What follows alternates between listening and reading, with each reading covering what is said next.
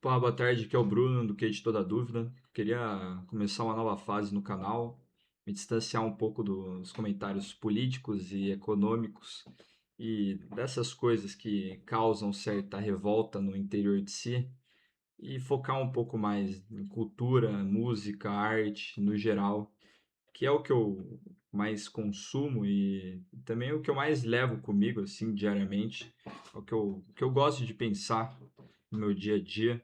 E para começar hoje, eu queria falar sobre o que eu mais gosto, né, nesse mundo, que é rap e hip hop no geral. Hip hop sendo a cultura e rap sendo uma das expressões dessa cultura, além de b-boy, DJ, grafite. Então, é importante frisar que o hip hop minúsculo, né, o hip hop minúsculo, ele é a música que vendem, que a indústria propriamente vende, e o hip hop com H maiúsculo, os dois Hs maiúsculos, ele significa a cultura no geral. E o que que é a cultura hip hop? Eu acho que tem alguns rappers que também são figuras, digamos, religiosas, são figuras que têm um impacto realmente na sociedade, numa filosofia, no modo de pensar, como o KRS-One, que diz que o hip hop ele nasceu, e nasceu no Brooklyn na década de 70 como uma forma de quebrar qualquer estigma que havia, não só, né, no lado intelectual ou no lado, pode, pode-se dizer, da sociedade em si, de como funciona o modo de produção no geral, mas é uma quebra com qualquer outra forma de vida que existia antes lá nos Estados Unidos. Então, quando surge lá no Brooklyn, isso meados da década de 70, as pessoas não sabiam o que que era um DJ, as pessoas não sabiam o que era fazer um scratch, as pessoas não sabiam o que era entrar no palco, né, e rimar e fazer o que eles bem entendiam, porque é isso que é no geral, né? O hip hop é a forma de expressão mais pura que existe odiernamente, não só, mas não querendo comparar também com épocas anteriores. Mas desde a década de 80, quando foi popularizado o hip hop, a vida humana mudou bastante no geral. Se você vai para qualquer lugar do planeta, tem grafite nas paredes. Você vai para qualquer lugar do planeta, eles estão escutando rap. Vai para qualquer lugar, tem criança que quer ser um MC também, quer subir num palco, quer escrever rima. Então, eu acho que muitas vezes a gente se perde, né, tentando comparar um rapper com outro, que faz parte também, né, porque lá nos Estados Unidos eles se veem também como uma competição, porque a cultura deles lá é muito mais focada nesse lado competitivo, né, tanto no esporte quanto no lado empresarial, empreendedor, tanto também na cultura, eles têm esse foco de querer ser o melhor. E o hip hop é querer ser o melhor, né? Querer ser o melhor e ter essa atitude, não só de não ligar para o que os outros querem dizer, se o que os outros querem dizer é negativo, mas também forçar esse lado criativo do ser, que foi esquecido, né, por muito tempo, não só nos Estados Unidos, mas eu acho que em grande parte do mundo. E acho que o KRS-One, ele tem inúmeras entrevistas no YouTube, ele é um cara que ele está dentro, né, do circuito universitário lá nos Estados Unidos. Ele já deu palestra em Yale, em Harvard, em Columbia, na NYU, nessas grandes, né, não só da Ivy League, mas pequenas também. Mas muito além disso, ele faz outras palestras em instituições menores e geralmente em instituições que se portam, né, como defensoras do indivíduo e defensoras do cidadão, que lá nos Estados Unidos é realmente não só oprimido, mas também nunca escutado.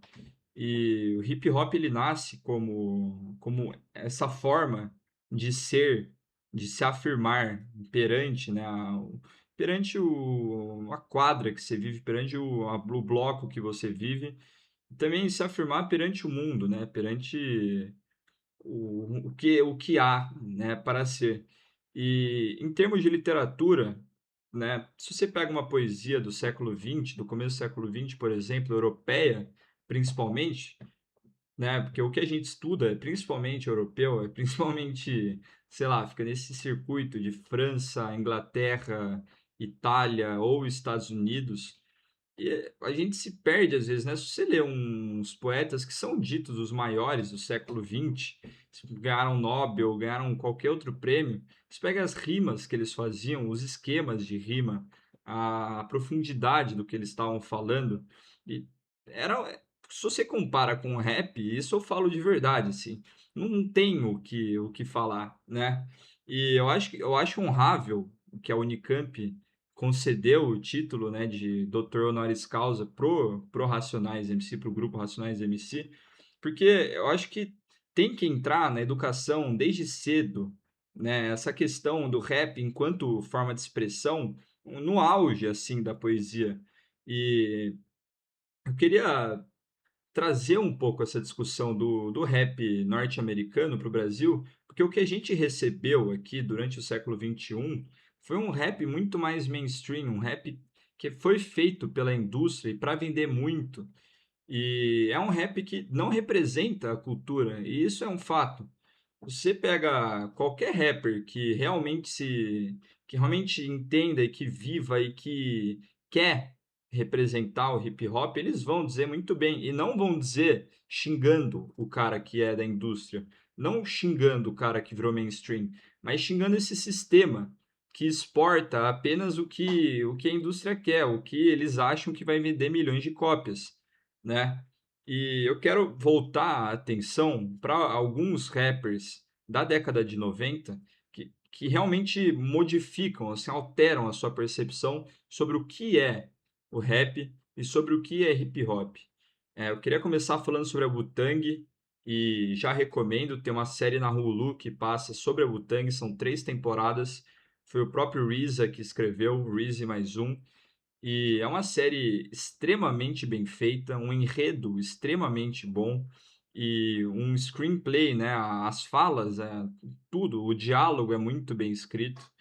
E a Wu-Tang é um grupo de hip hop que foi formado, acho que em 91, em Nova York. Eles eram de várias partes de Nova York. Nova York é uma cidade grande, né? Além de um grande estado. E eles se juntaram tirando todas as adversidades que tinham naquele tempo e conseguiram formar um grupo de 9 pessoas, 9 rappers extraordinários e o produtor, que é o RZA, fazia as batidas. E o foco deles, né, não o foco, mas o que eles mais gostavam de fazer antes era assistir filme de Kung Fu e se portar assim como mestres Shaolin e mestres Wu-Tang, né, como eles falam. E o RZA, ele conseguiu colocar esse estilo asiático, estilo chinês principalmente, dentro da música dele. Ele tirava partes de filme e colocava no começo da música. Ele fazia umas baterias completamente sujas, completamente diferentes do que estava na moda naquele tempo, né? Porque o que estava em voga, em 93 eles lançam o primeiro álbum, o Enter the 36th Chamber, que mudou o cenário de rap no geral.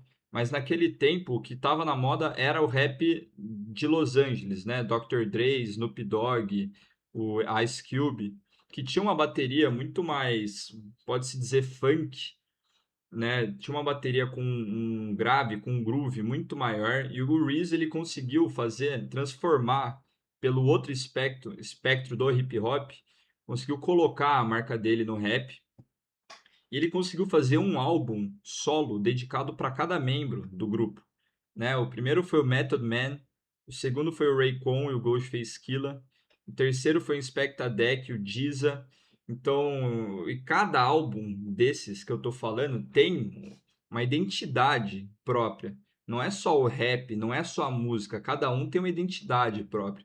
E é completamente insano. A série ela trata da vida da Wu-Tang desde, acho que 88, 87 começa a série, até 97, quando eles terminam o segundo álbum deles, Wu-Tang Forever, e vale muito a pena assistir. E eu acho que o que mais dá energia, o que mais inspira em ver uma coisa dessa, é ver esses caras saindo de um lugar onde a maioria das pessoas ou eram presas ou tinham algum tipo de problema, vivia numa vida extremamente complicada e os membros em si, eles tinham problemas entre si, não é que eles se gostavam desde sempre, eles conseguiram superar qualquer obstáculo que tinha, se juntar no estúdio, acreditar na visão do RZA, que era meio um gênio, assim, ele fala que é um abbot, né, que é meio que o mestre, né, o sábio lá no Kung Fu, e conseguiram criar o que alterou drasticamente, né, o hip hop.